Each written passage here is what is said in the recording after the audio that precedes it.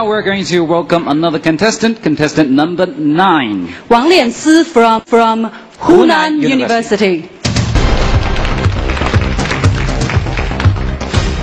Hello, how are you? Hi. You're good? Too nervous. Too nervous? No need to be nervous. Indeed, there's nothing to be afraid of instead of just those three gentlemen over there. You like cooking. Tell us what kind of food you cook normally. I like shrimps. So at home, I'll cook all kinds of shrimps, which actually have pleased my mother a lot. But I guess, when you finish this competition, your mother will treat you with a dish, the lobster dish. She's in hospital right now. Oh, yeah. Well, all the best wishes to her. Thank you. Are you ready to give the prepared speech? Yeah. Now take on your challenges. Okay. Ladies and gentlemen, I grew up in a city by the Yangtze River where water never poses a subject of any great moment. The abundant water resource is like a cozy cradle, breeding me, raising me, and blessing me, and it frees me from any concern for water shortage. However, during my stay in Sydney this summer, some trifles challenged the thoughts and ideas that dwelled in my mind. The initial discipline of the hostess was somewhat startling. Showers should take no more than 10 minutes. What? Isn't Australia one of the richest countries in the world? Since when did water become a luxury?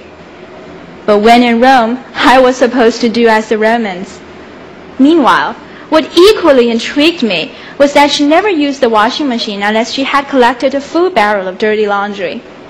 And I was left with no choice but to take on challenges and adapt to changes. The moment bits and pieces of challenges to my old lifestyle trickled in, part and parcel of pictures of water shortage flooded in. Australia is the driest inhabited continent on Earth. Over 80 countries suffer a water shortage that threatens health and economy, and 40% of the world's population still has no access to clean water or safe sanitation. To someone from a place never afflicted with water problems, the challenges I came across are far from delightful, while the changes I've made are far from painful. Michael Stanley once said, "There's no challenge more challenging than the challenge to improve yourself." By adjusting myself from brawn to brain, by reshaping myself from slow to sure, I should be glad to take on my challenges far and away. Thank you.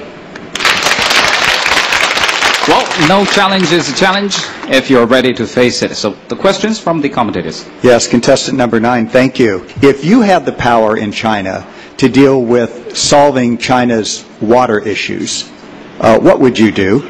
Well, water problems all too often cause tensions between countries. But not only tensions, but water problems can also lead to cooperation. Israel and Jordan, they have cooperated to solve this problem, and the same thing is that Egypt and Ethiopia are also cooperating. So if I were a government official, if I had been given the power, then I would have called for effort among different countries, and we can solve this problem together. The power of teamwork is great. Well, and so some people have said that countries might go to war over water, but what about regions within China? What kinds of disputes in this country do you see coming up?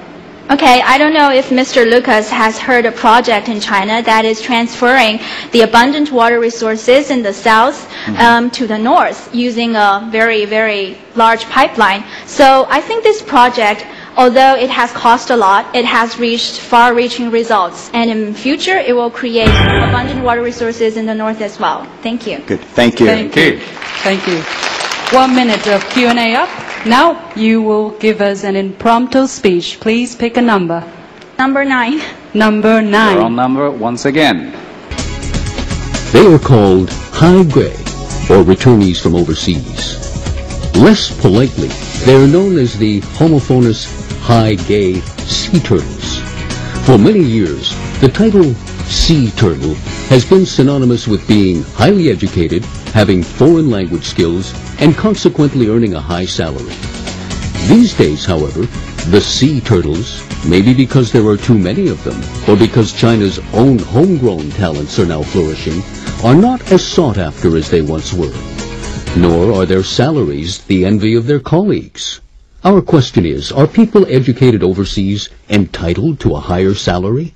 That is the topic, and you have 15 seconds to prepare, and this part is worth 30 points. Well, my answer is no. In the first place, returnees from overseas are not necessarily superior or able. Since salary is the criterion of evaluating a person's quality, the highest salary should definitely be given to people with the most capability and not those who graduate from a foreign university with a prestigious and shining big name. And on the other hand, the China's own homemade talents are also flourishing according to the video clip. And look at these young candidates today. Although none of us is gilded with a foreign diploma, I have faith in saying that we have demonstrated our characters, our English knowledge, as well as our positive outlooks on life. And I have faith in saying that we are potential pillars to our country. So foreign returnees from overseas are just like foreign fruits. No matter how far away they come from, how fragrant they smell, how exotic they look, what counts most is whether they are delicious enough. Thank you. Very interesting comment. I agree with you 100%, but those three gentlemen over there don't. Yeah, just remember, 2 of the 3 gentlemen are returned scholars. I think you are sadly wrong in terms of saying that they do not deserve the high salary. On the contrary, we argue for a higher salary for these returnees because, first thing first, for the international exposure, and secondly, they are the kind of a state-of-the-art expertise and knowledge they bring back to China or maybe any other countries. Now, thirdly, they're also very well known for being kind of using interpersonal skills in communicating. Well, you do have a point. However,